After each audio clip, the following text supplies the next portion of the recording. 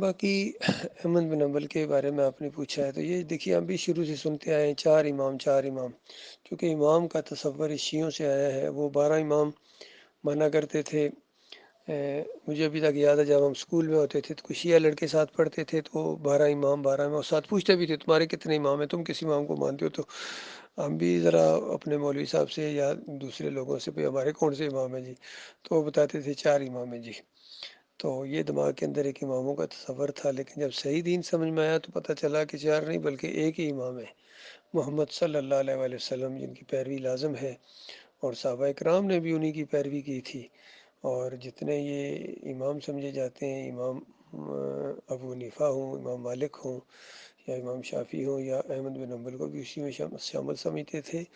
تو اس میں چاروں میں سے امام احمد بن حنبل کے عقیدے کے اندر جو خرابی ہے یہ بالکل واضح ہے، اور یہ پوری طرح بے نقاب ہو گئے ہیں. اور یہ شیعہ تھے اور اہل سنت والجماعت کے روپ میں آئے ہیں. تقیہ کیا ہوا تھا انہوں نے.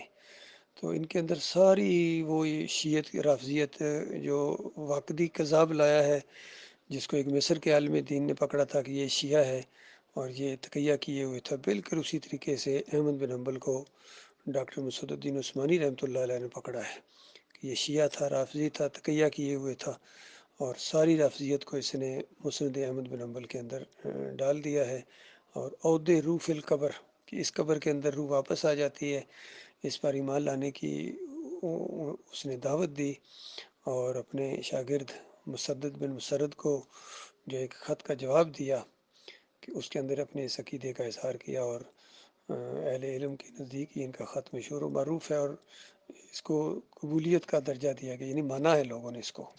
اسی وجہ سے ان کے جتنے مسلک والے ہیں، حنبلی ہوں، اہل حدیث ہوں، سلفی ہوں، جتنے بھی اس لائن پر چلے ہیں، ان سب کا یہ عقیدہ ہے کہ روح واپس آ جاتی ہے، مردہ سنتا ہے. سماع موتا کا عقیدہ وہ رکھتے ہیں، یا کم از کم یہ ضرور کہہ دیتے ہیں کہ سماع موتا کا عقیدہ اختلافی مسئلہ ہے. جس طرح جوہر القرآن کے اندر لکھ دیا غلام اللہ صاحب نے کہ جب تھوڑا پریشر پڑا ان کے اوپر، جب شروع میں انہوں نے دعوت اٹھائی تھی کہ مردہ نہیں سنتا ہے، نہیں سنتا ہے، لیکن جب پریشر پڑا کہ تم یہ کہتے ہو کہ مردہ نہیں سنتا اور سماع موتا کا عقیدہ شرک ہے، تمہارے سارے اکابرین کافر و مشرک ٹھہرتے ہیں.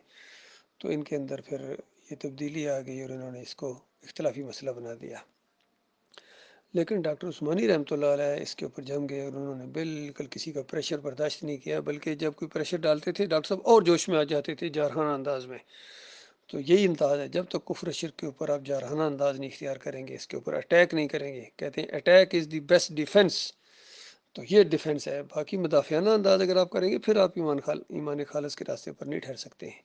تو اس کفر شرک کے اوپر، ان طاقتوں کے اوپر چڑھائی کرنی ہے، ان پر حملہ کرنا ہے اللہ کی فضل سے، اللہ کی توفیق سے، تب ایمان کے اوپر کوئی ٹھہر سکے گا. ایمان کی پختگی اور پھر اللہ کے ساتھ لگاؤ اور اللہ کے ذکر اذکار اور اللہ کے ساتھ چمٹ جاؤ، ایمان کے ساتھ چمٹ جاؤ.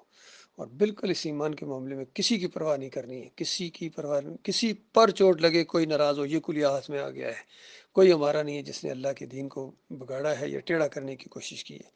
حتیٰ کہ ہمارے بالکل قریب جو دوست بھی تھے، بڑا ان کے ساتھ محبت تھی، احترام تھی، جب سجدہ تعظیمی کا شرک ان کے اندر آیا تو بالکل ہم نے ان کو آڑے ہاتھوں لیا، ذرا برابر ہم نے کسی کا پرواہ نہیں کی ہے. بڑے بڑے دوست تھے، لنگوٹیے تھے، جو کبھی کبھی پاس بیٹھے تھے یا ہم گٹھے کھانا کھاتے تھے. لیکن جب ان کے اندر یہ چیزیں آئی ہیں کہ بے حق فلاں، بے حرمت فلاں بھی شرک نہیں ہے جی، یہ بادشاہ کے سامنے سر جھکانا شرک کہاں سے آ گیا، جمہوریت کہاں سے شرک میں آ گئی، تو ہم نے بالکل ان کو بھی فارغ کر دیا. کوئی ہمارا تمہارے ساتھ تعلق نہیں ہے، بال برابر شرک سے کوئی تعلق نہیں، یقین کیجیے. کیونکہ شرک کی وجہ سے اعمال برباد ہو جاتے ہیں، اس لیے شرک کے ساتھ بدترین دشمنی ہونی چاہیے. باپ مارے کا بیر کیا، اس سے بھی زیادہ